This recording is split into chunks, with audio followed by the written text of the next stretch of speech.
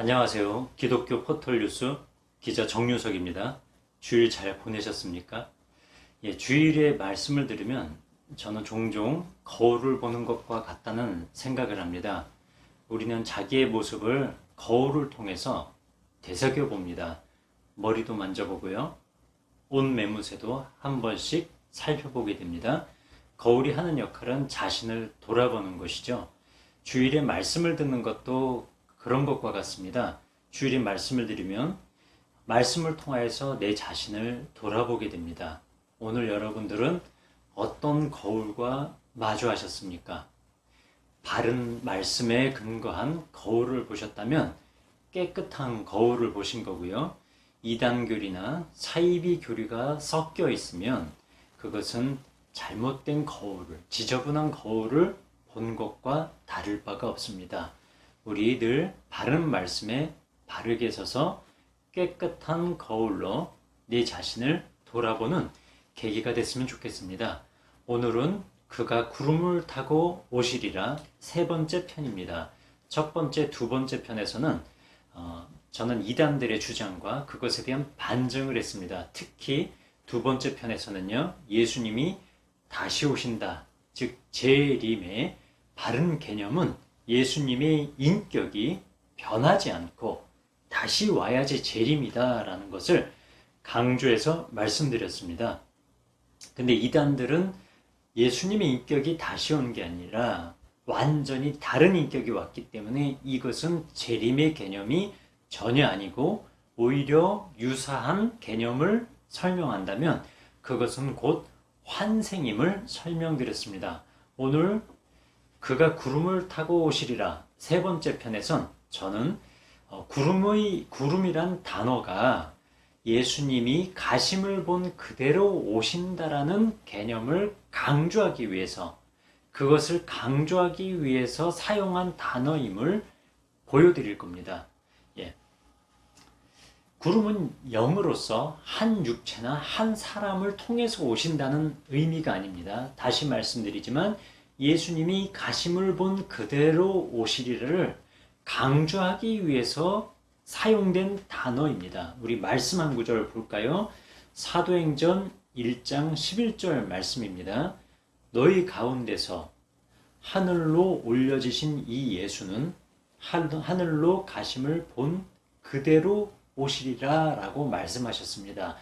가심을 본 그대로 오시리라. 이것이 곧 재림이기 때문에 우리는 가셨을 때의 모습을 정확히 말씀을 통하여서 확인해야 됩니다. 사도행전 1장 9절을 보시겠습니다. 이 말씀을 마치시고 그들이 보는데 올려져 가시니 구름이 그를 가리어 보이지 않게 하더라. 여기서 저는 세 가지에 주목하고 싶습니다. 첫 번째는 그들이 보는데, 두 번째는 올려져 가시니, 세 번째는 구름이 그를 가리어 보이지 않게 하더라. 이렇게 세 가지입니다. 사람들이 보는데 올려져 가셨습니다. 사람들이 보는 가운데 올려져 가셨습니다. 그리고 구름이 가려서 보이지 않게 되셨습니다. 가실 때 이렇게 가셨으니까 재림하실 때 어떻게 재림하시냐 하면요, 계시록 1장 7절이 그래서 세 가지 주요 단어가 사용됩니다. 주요 용어가 사용됩니다.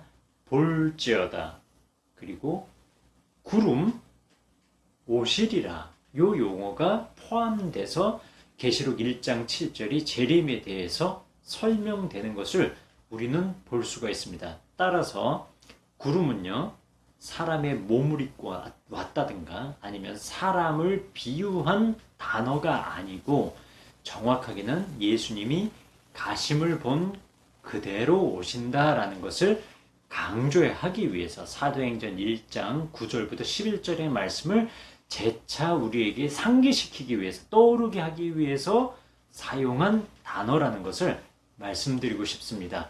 구름이 가려 보이지 않게 되더라. 이게 승천할 때의 모습인데요. 이때 구름은 영이 들어와 있는 그런 사람을 의미하는 게 아니잖아요. 구름의 용법을 설명을 드렸습니다. 그리고 또 한 가지 제가 재림과 관련해서 강조하고 싶은 게 뭐냐면, 우리가 예수님이 재림하신다면 분명히 재림하시는 예수님을 통해서 우리가 확인할 증표 하나가 반드시 있습니다. 그것이 뭐냐면요, 요한복음 20장 27절을 근거로 해서 설명드리고 싶은데요, 우리는 부활과 승천을 믿는 그리스도인들입니다. 부활은 뭐예요? 예수님이 죽었다가 신령한 몸으로 다시 살아나신 것입니다. 그래서 이 부활을 얘기할 때 우리들은 그건 나도 부활할 거야, 이 생각을 하는데요. 아닙니다. 가장 먼저 생각해야 될 것은 뭐냐면, 예수님이 부활하심으로 온 천하 만국의 왕이시구나, 그분이 참된 하나님이시구나 라는 증거가, 가장 큰 증거가 부활이구나 라고 생각하셔야 됩니다. 이것이 첫 번째입니다. 그 다음에 나도 예수님처럼 부활할 수 있구나 라는, 다시 살아나겠구나, 신령한 몸으로 다시 살아나는구나 라는 신앙이 곧 부활신앙이겠죠. 부활과 승천에 대해서는 모르는 사람이 없을 겁니다. 그러나 대단히 중요한 사실이 한 가지 있습니다. 저는 요걸 기억하셨으면 좋겠어요. 부활, 승천하실 때 예수님이 체질에 변화가 생기거나 변이가 생겼다는 기록을 본 적이 없습니다. 부활하신 그대로 승천하셨다는 겁니다. 이것은 어떤 것을 설명하냐면, 예수님이 부활하셔서 승천하신 다음에 그 모습 그대로 재림하실 거다라는 의미라고 저는 받아들이고 싶습니다.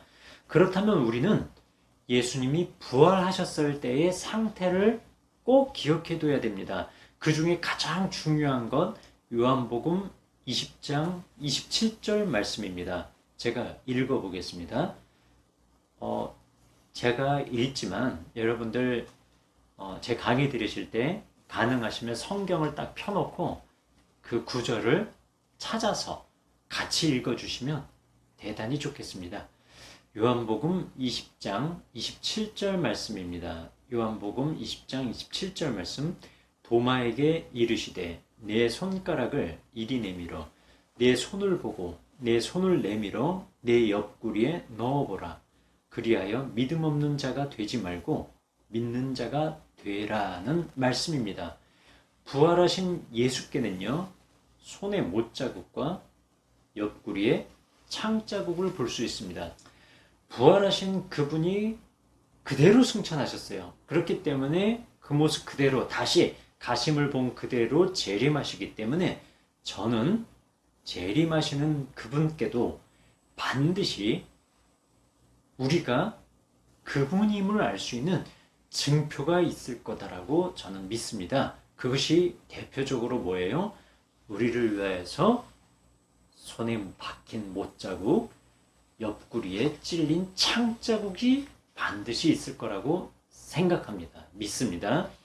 그 표시가 없다면 지가 아무리 나 재림 예수야 라고 온갖 성경을, 신약과 구약을 4,000구절을 막 들이대고 암송을 하고 요한계시록을 1장부터 22장까지 암송한다 해도, 성경을 심지어 천독을 하고 이 천독을 했다고 해도 그건 재림 예수가 아니다라고 믿습니다. 만일 자신을 재림 예수라고 하는 사람이 있다면 저는 내놔보라고 하겠습니다. 보여달라고 하겠습니다. 도마처럼 확인해달라고 하겠습니다. 도마에게 이르시되 네 손가락을 이리 내밀어 네 손을 보고 네 손을 내밀어 네 옆구리에 넣어보라. 그리하여 믿음 없는 자가 되지 말고 믿는 자가 되라고 말씀하신 그 부활하신 예수께서 그대로 승천하셨고, 그 사이에 인격적 변이나 체질적 변화나 변이가 없었다라고 말씀합니다. 그 모습 그대로 재림하신다고 저는 믿습니다. 다시 오실 때 예수님은요, 사람으로 오시는 게 아니라 2000년 전에 육체로 오셨던 그분이요, 영광의 왕으로 오시는 겁니다. 그러니까 종의 모습으로, 고난의 종의 모습으로 오시는 것이 아니라 영광의 왕으로, 심판하는 권세자로 오시는 것입니다. 2000년 전에 예수님께서 초림하실 때는 반드시 사람으로 오셔야 했습니다. 이유가 분명합니다. 많은 사람을 위한 대속물로 죽으셔야 했기 때문입니다. 그래서 사람으로 오셔야 했습니다. 마가복음 10장 45절이 이 말씀을 아주 잘 설명하고 있는데요. 인자에 온 것은 섬김을 받으려 함이 아니라 도리어 섬기려 하고 자기 목숨을 많은 사람의 대속물로 주려 함이니라. 대속물이 뭡니까? 죄값을 위해서 뭔가 죽어야 돼요. 죄값을 치러야 되는데 내가 치르지 않고 대신 다른 것이 그 죄값을 치른다는 겁니다. 그게 대속물입니다. 예수님이 우리를 대신하여 죽으셔서 죄값을 치러주셨다는 겁니다. 그 죄값을 치르기 위해서 반드시 초림 때는 사람으로 오셔야 하는 게 맞습니다. 그런데 죄값을 치러주실 때 아주 조금만 치러주셨나요? 아니면 모든 죄값을 다 치러주셨나요? 이것에서 우리의 신앙이 참 신앙인지 아닌지 여부가 결정됩니다. 아주 조금만 사해 주셨다, 용서해 주셨다라고 생각하는 사람은요, 아직 갚아야 될 죄가 남아있다라고 생각하는 사람이에요. 그래서 다시 재림을 할 때 인간의 몸으로 다시 와서 뭔가 부족한 구속사, 대속의 이 사건을, 역사를 뭔가 채워야 된다라고 생각하게 되는 겁니다. 그런데요, 예수님이 초림 때 죄에 대한 대속을 모두 다 감당하시고 우리 죄값을 다 갚아주셨다. 죄에 대한 그 지불할 대가의 돈을 다 지불해 주셨다라고 믿는 사람은요, 재림할 때 몸으로 다시 온다라고, 사람의 몸으로 다시 재림한다라고 믿을 하등의 이유가 없는 겁니다. 인간이 치러야 될 죄값을 다 갚아주셨는데 뭐하러 인간의 몸을 입고 다시 온다는 겁니까? 예, 이 대속에 대한 신앙이 어떠냐를 다시 한번 점검해 보십시오. 그래서 재림 신앙에는 우리 신앙의 본질이 다 담겨 있는 겁니다. 우리 요한계시록 1장 5절 말씀 읽어보겠습니다. 제가 읽겠습니다. 예수 그리스도로 말미암아 은혜와 평강이 너희에게 있기를 원하노라. 우리를 사랑하사 그의 피로 우리 죄에서 우리를 해방하시고 그의 아버지 하나님을 위하여 우리를 나라와 제사장으로 삼으신 그에게 영광과 능력이 세세토록 있기를 원하노라. 아멘. 그의 피로 죄에서 우리를 해방하셨으니 우리는 예수님을 통해서 나라와 제사장으로 삼아주신 겁니다. 그래서 그분에게 영광과 능력이 세세토록 영원히 있습니다라고 우리는 경배하고 찬양하는 겁니다. 요한계시록에서 이렇게 말씀하고 있는데도 불구하고 예수님이 우리의 죄값을 조금만 갚아주셨다. 그분의 구속사역이 일부만 이루어지고 아직 완성되지 않았다라고 생각되면 이게 심각한 문제가 되는 거예요. 왜? 이 완성하지 못한 분을 향해서 계시록 1장 5절은 영광과 능력이 세세토록 있을지어다라고 찬양하냐는 거죠. 그분이 우리의 구속을 완성하셨기 때문에 요한계시록에선 끊임없이 이 어린 양이신 예수님을 향해서 찬양과 경배를 올리는 겁니다. 만일에 이것을 믿지 못한다면 아주 심각한 문제가 발생하는 겁니다. 그 문제점만 지적하겠습니다. 첫 번째로 예수님은 아주 불완전한 구속사를 이루셨다라고 말하는 거기 때문에 이거는 성경 말씀을 부인하는 죄를 짓는 겁니다. 둘째, 육체를 입고 재림해야 한다면 그것은 곧 예수님의 대속, 구속이 부족하다는 의미잖아요. 그렇다면 그래서 예수님의 구속 사역이 부족해서 몸을 입고 왔다면요. 어떻게 해야 돼요? 재림주라는 사람들은 예수님처럼 반드시 십자가에서 못 박혀가지고 피를 흘리고 죽거나 아니면 다른 사람의 죄를 위해서 대신 죽어야 마땅합니다. 왜냐? 히브리서 9장 22절 말씀인데요. 피 흘림이 없은즉 사함이 없느니라 라고 말씀하고 있어요. 피 흘림이 없으면 구속이 안 된다는 거예요. 대속이 안 된다는 거예요.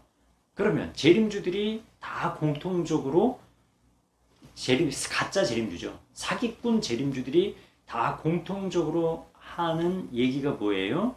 예수 그리스도의 구속 사역이 완성되지 않았고 부족해서 내가 왔다라는 거잖아요.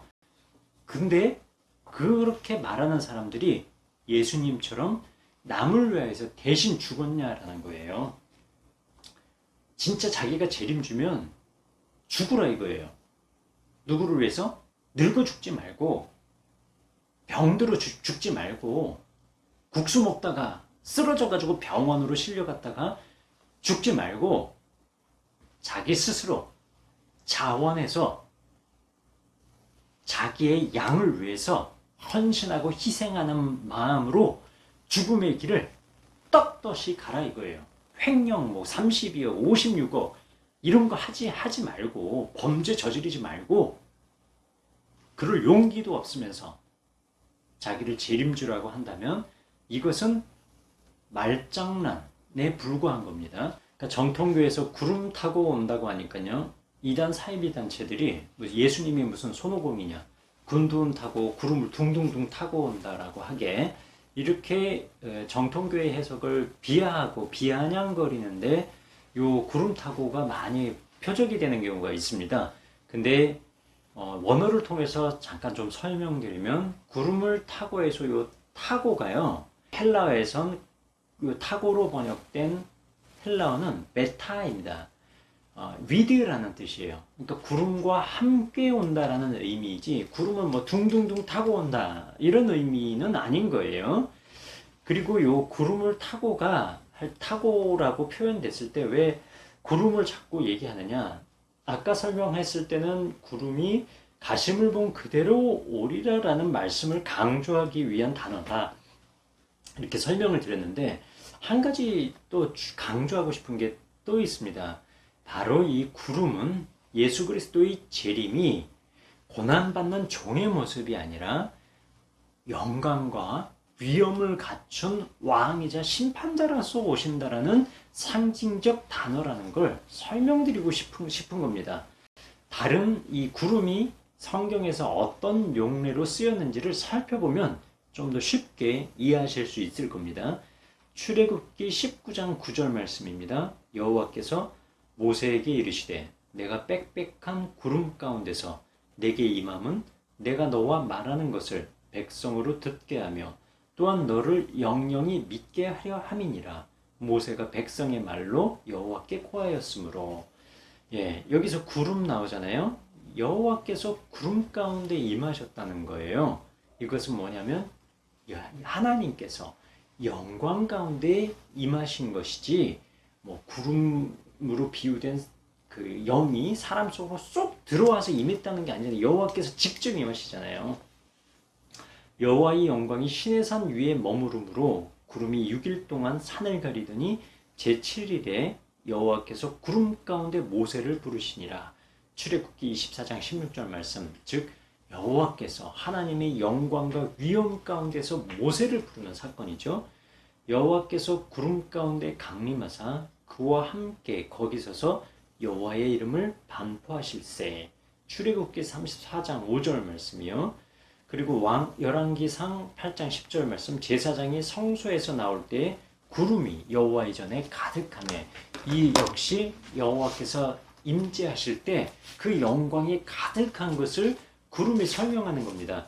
지금 제가 찾아놓지 않아서 지금 보는데요. 마태복음 17장 말씀이요. 그 구름도 그래요. 마태복음 17장 5절 말씀, 예수님 그 말할 때 호련히 빛난 구름이 그들을 덮으며 구름 속에서 소리가 나서 이르시되 이는 내 사랑하는 아들이요 내 기뻐하는 자니 너희는 그의 말을 들으라 하시는지라. 예, 하나님이 임재를 나타내는 아주 상징적 단어입니다. 그래서 구름을 타고라는 말씀도요, 하나님의 영광으로 이 땅에 오신다는 의미이지 금돈 생각하시면 안 돼요. 구름을 타고 둥둥둥 구름을 타고 메타라는 단어, 위드라는 단어입니다. 메타톤 네페론, 이것은 구름을 타고 라는 의미라는 것 꼭 기억해 두시면 좋겠습니다. 자, 정리하겠습니다. 구름은 여호와 하나님의 임재와 영광을 상징하는 단어입니다. 이 단어는 영이 육체 가운데 임한다는 의미가 아닌 거예요. 하나님이 사람으로 재림하신다는 의미도 아닌 겁니다. 구약의 용법과 마찬가지로요, 구름을 타고 오신다라는 것은 하나님의 임재처럼 예수 그리스도의 재림이 영광과 위엄 가운데 있을 것이라는 것을 강조하고 상징하는 문학적 표현으로 채택된 단어라는 것 기억해 주시면 감사하겠습니다.